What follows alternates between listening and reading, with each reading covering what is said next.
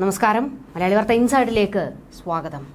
കയ്യിൽ തോക്കുമേന്തിയാണ് ടെഹ്റാനിലെ പ്രസംഗത്തിൽ ഇറാൻ പരമോന്നത നേതാവ് ആയത്തുള്ള അലി ഖമനേയി ജനങ്ങളെ അഭിസംബോധന ചെയ്ത് സംസാരിച്ചത്. പള്ളിയിൽ നിന്ന് പുറത്തിറങ്ങി 10,000-ങ്ങളെ സാക്ഷി നിർത്തി പ്രഖ്യാപിച്ചത് അമേരിക്ക പേപ്പട്ടി, ഇസ്രയേൽ രക്തരക്ഷസ്. ഇറാന് നേരെ വിരൽ ചൂണ്ടാൻ ഈ പേ പിടിച്ച കൂട്ടർ ഇനി ഉണ്ടാകരുത്. ഖമനേയി ഓരോ പ്രഖ്യാപനം നടത്തുമ്പോഴും കണ്ണുകൾ പല വഴിക്ക് പരതുന്നുണ്ടായിരുന്നു. മൊസാദ് എന്ന ഭയം ഖമനേയിയുടെ കണ്ണുകളിൽ ഉണ്ടായിരുന്നുവെന്ന് മാധ്യമ റിപ്പോർട്ടുകൾ. എന്നാൽ ഇപ്പോൾ പുറത്തേക്ക് വരുന്ന മറ്റൊരു വിവരം, ഖമനേയിയുടെ പ്രസംഗം നടക്കുമ്പോൾ മൊസാദ് ചാരന്മാർ ആൾക്കൂട്ടത്തിനിടയിൽ ഉണ്ടായിരുന്നുവെന്നാണ്. ചാരന്മാർക്ക് വേണ്ടത് ഖമനേയിയുടെ ഒളിത്താവളമാണ്. എവിടേക്ക് ഖമനേയി തിരികെ പോകുന്നു എന്നത് കണ്ടെത്താൻ വേണ്ടി ചാരന്മാർ കടന്നുകൂടിയോ എന്നുള്ള ചോദ്യം ഇറാൻ മാധ്യമങ്ങളുടെ റിപ്പോർട്ടുകളിലും നിഴലിക്കുന്നു. ഇറാന്റെ ഇന്റലിജൻസ് സംവിധാനത്തിൽ വരെ കടന്നു കയറിയ ചാരന്മാർക്ക് ബാക്കി എന്തും നിസ്സാരമാണ്. ഖമനേയി വന്നതും പോയതുമെല്ലാം ഇറാൻ ഇളക്കിമറിച്ചുകൊണ്ടാണ്. പതിവിലും കൂടുതൽ സുരക്ഷാ സന്നാഹം ഉണ്ടായിരുന്നുവെന്നായിരുന്നു വിവരങ്ങൾ. ഒളിവിലിരുന്നു കൊണ്ടാണ് ഖമനേയി ഇപ്പോൾ പ്രവർത്തിക്കുന്നത്. ആ താവളം കണ്ടെത്താൻ തുനിഞ്ഞിറങ്ങിയിരിക്കുകയാണ് ഇസ്രയേൽ. ഇത് ഖമനേയിയുടെ ഒടുക്കത്തെ വെള്ളിയാഴ്ചയെന്ന് നെതന്യാഹു അനുകൂല മാധ്യമങ്ങളുടെ റിപ്പോർട്ടുകൾ. മറ്റെന്തോ ഇസ്രയേൽ കണക്ക് കൂട്ടുന്നുണ്ടോ? അടുത്തത് വീഴാൻ പോകുന്നത് ഖമനേയിയുടെ തലയാണോ? ഇത്തരത്തിൽ നിരവധി ചോദ്യങ്ങളാണ് ഉയരുന്നത്.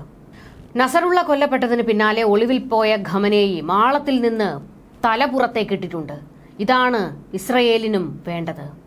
ഇസ്രയേലിനെതിരെ വൻ മിസൈൽ ആക്രമണം നടത്തിയതിനു ശേഷമാണ് ആയത്തുള്ള അലി ഖമനേയി വെള്ളിയാഴ്ച പ്രാർത്ഥനകൾക്ക് നേതൃത്വം നൽകാനും രാജ്യത്തിന്റെ പദ്ധതികൾ സംബന്ധിച്ച ഒരു പൊതുപ്രഭാഷണം നടത്താനും എത്തിയത്.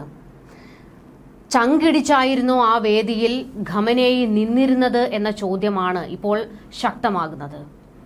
കാരണം പഴയ ഒരു ഉശിര് ഉണ്ടായിരുന്നില്ല എന്ന് മാധ്യമ റിപ്പോർട്ടുകളിലും വ്യക്തമാകുന്നു. മധ്യ ടെഹ്റാനിലെ ഇമാം ഖൊമേനി ഗ്രാൻഡ് മോസല്ല പള്ളിയിൽ നടന്ന പ്രാർത്ഥനയിൽ ഖമനേയി ആരാധകരും തീവ്ര ഇസ്ലാമിസ്റ്റുകളുമാണ് അധികവും പങ്കെടുത്തത്.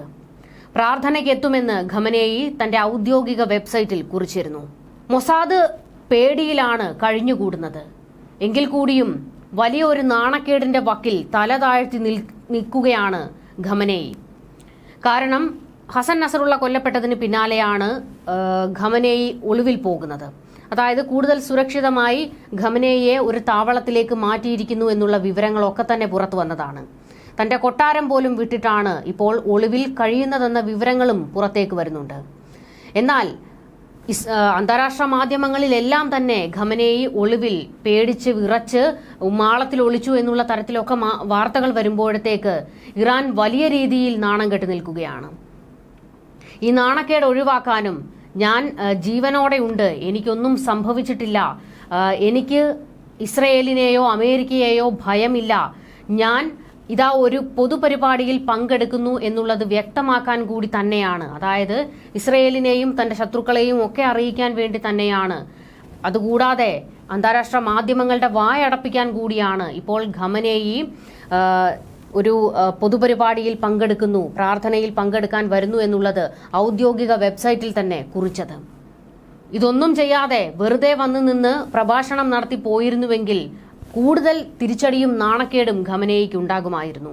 ഇരുചെവി അറിയാതെ വന്നു നിന്ന് പ്രാർത്ഥന നടത്തി വീണ്ടും ഒളിവിലേക്ക് പോയി എന്നുള്ള തരത്തിലേക്ക് വാർത്തകൾ വന്നേനെ. അതൊഴിവാക്കാൻ വേണ്ടിയാണ് ഖമനേയി ഞാൻ ഇതാ വരുന്നു എന്ന് പ്രഖ്യാപിച്ചുകൊണ്ട് തലേ ദിവസം ഒരു പ്രഖ്യാപനം നടത്തിക്കൊണ്ട് പിറ്റേ ദിവസം വന്ന് പ്രാർത്ഥനയിൽ പങ്കെടുക്കുന്നത്. കനത്ത സുരക്ഷയിൽ നിന്നുകൊണ്ടാണ് ഇസ്രയേലിനെയും അമേരിക്കയെയും വെല്ലുവിളിച്ചത്. ചുറ്റും ഖമനേയിയുടെ ആൾക്കാരായിരുന്നു. ഇത് മാത്രമല്ല, ഖമനേയി പ്രഭാഷണം നടത്തുമ്പോൾ തന്റെ ചുറ്റും നിന്നിരുന്നവരിൽ 2-3 റോയിൽ ഉണ്ടായിരുന്നത് ഖമനേയിയുടെ ആൾക്കാർ തന്നെയായിരുന്നു. അതിനുശേഷമുള്ള ഭാഗങ്ങളിലേക്കാണ് ജനങ്ങൾക്ക് പ്രവേശനമുണ്ടായിരുന്നത്. അതായത് അത്രത്തോളം വലിയ രീതിയിൽ സുരക്ഷാ സംവിധാനങ്ങൾ, മുൻപെങ്ങുമില്ലാത്ത തരത്തിലുള്ള സുരക്ഷാ സംവിധാനങ്ങൾ ഉണ്ടാക്കിയാണ് ഖമനേയി ഈ പരിപാടിയിൽ പങ്കെടുക്കാനെത്തിയത്. ഖമനേയിയുടെ പ്രസംഗം കേൾക്കാൻ കൂടിയ ജനങ്ങളിൽ ചിലരുടെ കൈകളിൽ ഹമാസിലും ഹിസ്ബുള്ളയിലും നിന്ന് കൊല്ലപ്പെട്ട നേതാക്കളുടെ ചിത്രങ്ങളും ഉണ്ടായിരുന്നു. തന്റെ ജനതയിൽ തന്നെ അനുകൂലിക്കുന്നവരിലേക്ക് ജൂതവിരുദ്ധ വികാരം കുത്തി നിറച്ചുകൊണ്ടായിരുന്നു ഖമനേയിയുടെ പ്രസംഗങ്ങൾ. ഓരോ വരിയിലും ജൂതവിരുദ്ധ വികാരം കുത്തിക്കയറ്റി. ഇസ്രയേലിനെതിരായ ഇറാന്റെ നീക്കം ഉടനെ ഉണ്ടാകില്ല എന്ന് ഖമേനി പ്രഖ്യാപിച്ചിട്ടുണ്ട്. മിസൈൽ ആക്രമണം ഇസ്രയേലിനുള്ള കുറഞ്ഞ ശിക്ഷയാണെന്ന് പറഞ്ഞുകൊണ്ടാണ് ഖമനേയി തന്റെ ഈ നിലപാട് വ്യക്തമാക്കിയത്. എന്നാൽ ഇതിൽ ഒരു തമാശ എന്താണെന്ന് ചോദിച്ചു കഴിഞ്ഞാൽ, ഇറാൻ ഇസ്രയേലിലേക്ക് ഒരു ആക്രമണം നടത്തുന്നു, തൊട്ടു പിന്നാലെ തന്നെ ഞങ്ങളെ തിരിച്ചടിക്കരുത് എന്ന് പറഞ്ഞുകൊണ്ടാണ് മിസൈൽ ആക്രമണം നടത്തിയത്. എന്നിട്ടാണ് ഖമനേയി വന്നു നിന്ന് പറയുന്നത്, ഇപ്പോൾ ഇനി ഇസ്രയേലിനെതിരെ മിസൈൽ ആക്രമണം നടത്താൻ ഞാൻ താല്പര്യപ്പെടുന്നില്ല, മറ്റു വഴികളിലൂടെ ഇസ്രയേലിനെ നേരിടാനാണ് ശ്രമിക്കുന്നതെന്ന്. ഒരു കാര്യം ഉറപ്പാണ്, മൊസാദ് ലക്ഷ്യം വെക്കുന്നത് ഖമനേയിയെ തന്നെയാണ്. അതിന്റെ തെളിവുകൾ പറയാനുണ്ട്. ആദ്യം ഹമാസിന്റെയും പിന്നാലെ ഹിസ്ബുള്ളയുടെയും തലവന്മാർ കൊല്ലപ്പെട്ടതോടെ ശ്രദ്ധ അത്രയും ഇറാൻ നേതൃത്വത്തിലേക്ക് മാറി. ആക്രമണം തുടരുമെന്ന് ഇസ്രയേൽ വ്യക്തമാക്കിയതോടെ ഖമനേയിയെ ലക്ഷ്യമിടാനുള്ള സാധ്യതകളാണ് നിരീക്ഷകർ ചൂണ്ടിക്കാണിക്കുന്നത്. 85-കാരനായ ഇറാന്റെ പരമോന്നത നേതാവായ ആയത്തുള്ള ഖമനേയി 1989 മുതൽ ഈ സ്ഥാനത്ത് തുടരുകയാണ്. ഹിസ്ബുള്ള, ഹമാസ് തുടങ്ങിയ ഭീകരവാദ ഗ്രൂപ്പുകൾക്ക് ദീർഘകാലമായി പൂർണ്ണ പിന്തുണയാണ് പരമോന്നത നേതാവ് നൽകുന്നത്. മേഖലയിലെ എല്ലാ പ്രതിരോധ ശക്തികളും ഹിസ്ബുള്ളയ്ക്കൊപ്പം നിൽക്കുന്നു. ഹിസ്ബുള്ളയുടെ നേതൃത്വത്തിൽ പ്രതിരോധ ശക്തികൾ ഈ പ്രദേശത്തിന്റെ ഭാവി രൂപപ്പെടുത്തുമെന്നാണ് ലെബനനിലെ ഇസ്രയേൽ ആക്രമണത്തെ തുടർന്ന് ഖമനേയി എക്സ് അക്കൗണ്ടിൽ കുറിച്ചത്. ഭീകര നേതാക്കളെ ലക്ഷ്യമിട്ട് ഇസ്രയേൽ നടത്തുന്ന ന്യൂ ഓർഡർ ഓപ്പറേഷനെ തുടർന്ന് ഖമനേയി സുരക്ഷിത കേന്ദ്രത്തിലേക്ക് മാറുകയായിരുന്നു.